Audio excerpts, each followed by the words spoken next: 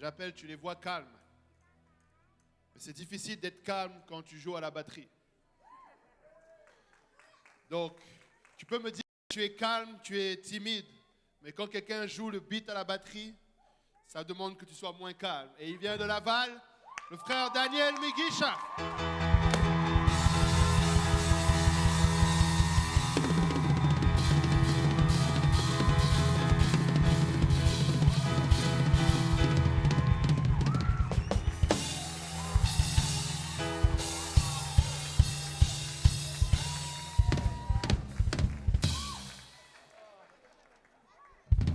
Gloire à Dieu tout le monde. Gloire à Dieu tout le monde. Est-ce qu'il y a quelqu'un qui est content d'être à cette avant-dernière soirée de la conférence francophone de Montréal? Amen. Alléluia. Je suis content pour vous. De mon côté, c'est la crise. Amen. Mais je rends grâce à Dieu du privilège qu'il me donne d'apporter la parole. Je sais que j'ai l'air de quelqu'un de très nerveux pour quelqu'un de privilégié. C'est un privilège assez spécial.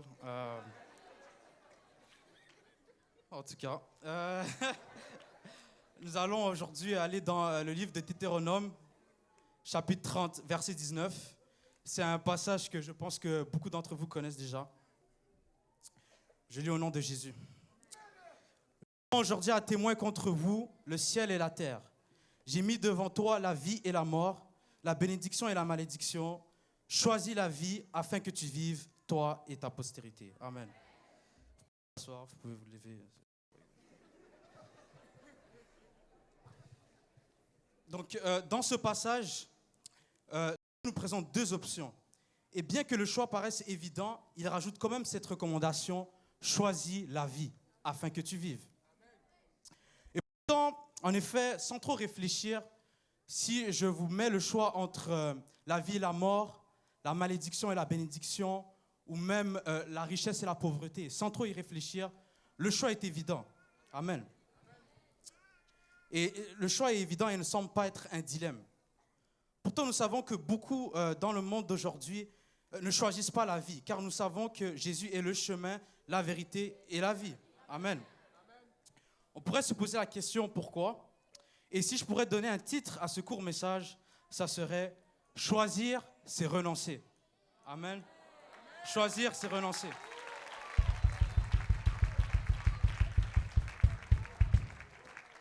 C'est parti. Bon.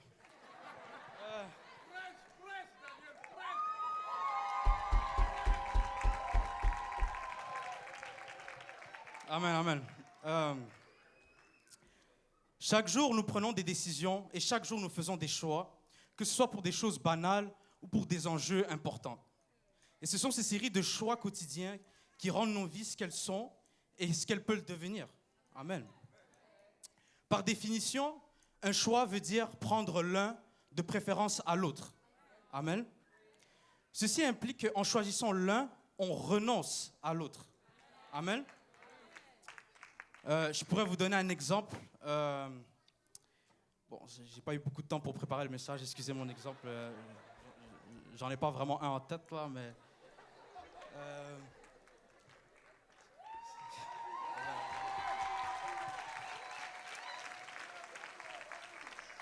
Si je mets devant vous, je vous offre, par exemple, un jus de pomme ou un jus d'orange. Vous avez le choix entre les deux. Si vous choisissez l'un, admettons que vous choisirez comme moi le jus de pomme, c'est-à-dire que vous renoncerez. Ça veut dire que vous renoncerez au jus d'orange. Amen. Amen. Amen, amen. Rappelez-vous, est-ce que vous vous rappelez de l'histoire du jeune riche et sa rencontre avec Jésus dans Marc 10, à partir du verset 17? Je paraphrase. Il demande au Seigneur qu'est-ce qui lui manquait pour hériter la vie éternelle. Lui qui observait déjà religieusement toute la loi. Ici, le choix n'est pas la question. Le choix du jeune riche n'est pas la question.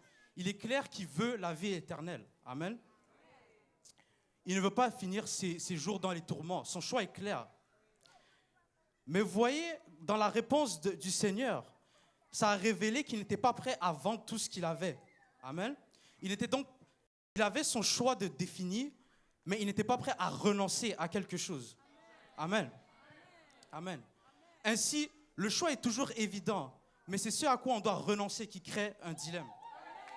Amen. Et parfois, on a l'impression que s'accrocher à Christ est dur, alors qu'en fait, c'est lâcher ou renoncer au monde qu'il est. Amen. La Bible dit dans le livre de Matthieu, le chapitre 16, le verset 24, alors Jésus dit à ses disciples, si quelqu'un veut venir après moi, qu'il renonce à lui-même, qu'il se charge de sa croix et qu'il me suive. Amen. Car celui qui voudra sauver sa vie la perdra, mais celui qui la perdra à cause de moi la trouvera. Amen. Ainsi, pour suivre Jésus, il faut renoncer à soi-même. Amen. Et bien sûr, je sais qu'il nous est difficile de renoncer à nous-mêmes. Il est difficile de renoncer à notre propre volonté, parce que nous sommes de nature pécheurs.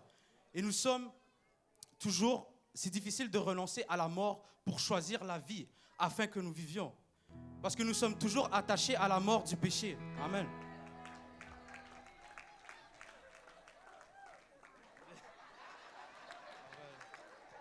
Amen.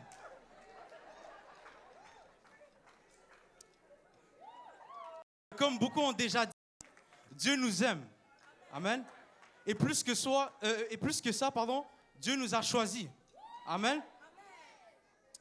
Et comme je l'ai dit tout à l'heure, choisir, c'est renoncer. Dieu t'a choisi.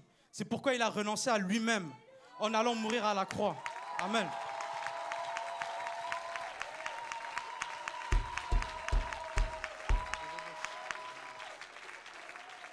Il a renoncé à sa gloire.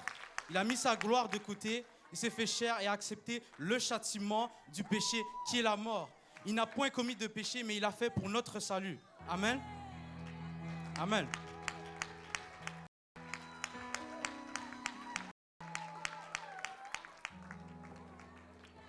Amen, amen. Oh là là.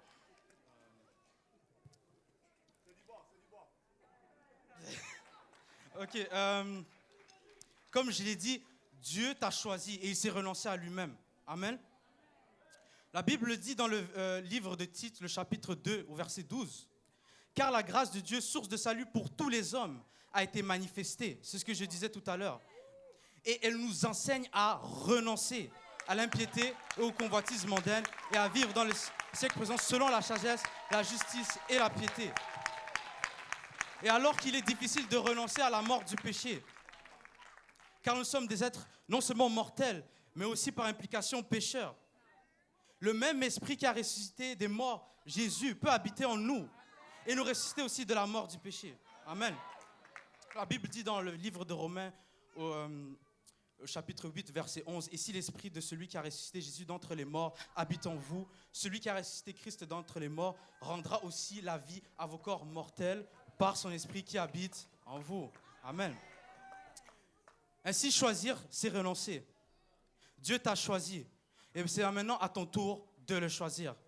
Que Dieu vous bénisse.